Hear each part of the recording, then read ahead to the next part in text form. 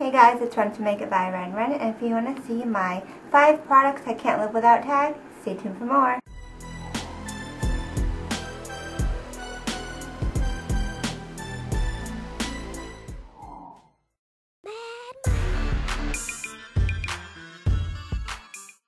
Hey y'all, so I'm back with another tag video. Don't do too many of these, but I thought this was a good one. I saw Makeup by Elena Baby and Makeup Geek both do the 5 products I can't live without tag. And I was like, I can do that one. That's pretty doable, and these are some of my ultimate must-have, holy grail favorite items. So, it was kind of hard, honestly, to narrow it down to 5 because if you do the whole beauty blog thing, the makeup artist thing, you get a lot of products that you try out. So, if it made it to this list, then you know it's really good. So, let's go ahead and get started with the 5 products I can't live without. So the first one, which I knew was going to make the list automatically, was Aquaphor. I've mentioned this multiple times. I have multiple bottles of it stored around my house, in my car, at work, in my purse. Like, all my friends use it, my boyfriend uses it, I use it in my kit. It's called Aquaphor Healing Ointment, and I use it for lips, for moisturizing lips, and I've been using it probably since middle school because that's what my dermatologist gave me when my lips were really dry from acne, like really strong acne medicine.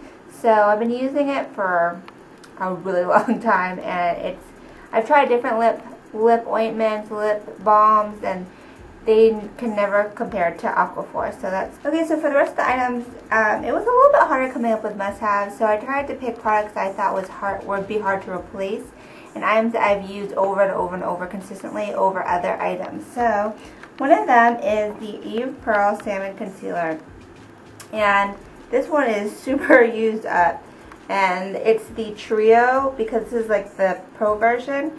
So the reason I picked Eve Pearl Salmon Concealer is because it kind of changed my life in the way that I can use a corrector to cover up under eye circles. And I do have other correctors that I've used and like, but I always default to the Salmon Concealer. Like, I know it works, and I use it on myself and in my kit. So I think it's definitely a must-have. And if she discontinued the line, I would be like, oh shoot, I would have to come up with something else. So I really love it. And I love that it's in individual sizes and also in this trio for makeup artists for their kit. The next item that I can't live without is a personal favorite, and I've also used this in so many videos, mentioned it multiple times, is the Tarte Emphasized Brow Pencil in Medium Dark. And throughout the years of my videos, I've changed hair colors a couple different times from light to dark. So this has pretty much been a constant. I love this brow pencil for so many reasons. Like, brows are really important to me. You have to have the perfect kind of consistency for a brow pencil. So this brow pencil is great because it's retractable. You don't have to worry about sharpening it. I love the super small lead, and above everything, I love how it applies. Like, it's pigmented, but it's not too creamy where it's just like an eyeliner. It's dry enough, yet it's pigmented. The shade of medium brown is like a really great universal shade that has more warm tone, which I like.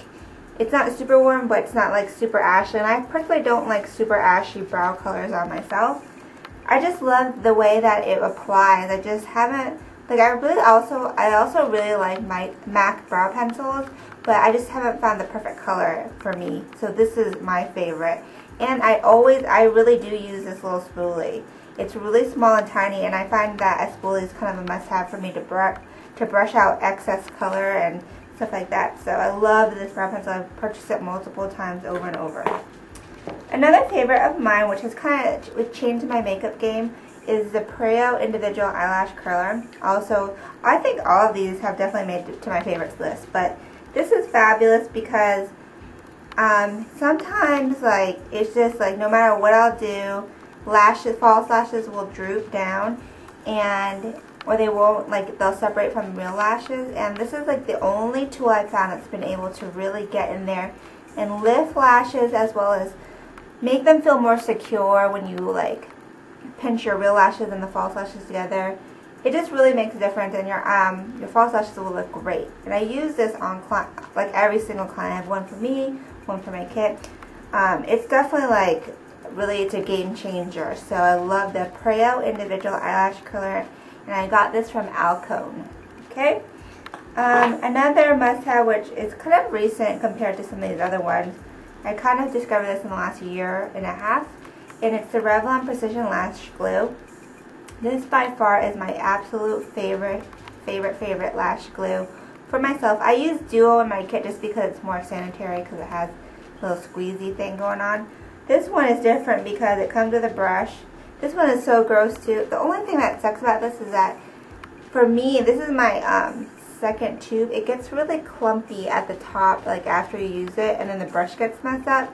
But the formula is amazing. It's just like, it's clear with like a blue tint, and then it dries completely invisible. It's not clear, drying, shiny like a lot of the other eyelash stuff.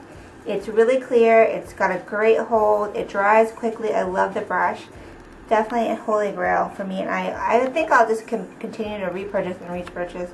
I definitely need to repurchase this one because I got it to last leg. Okay, so that was 1, 2, 3, 4.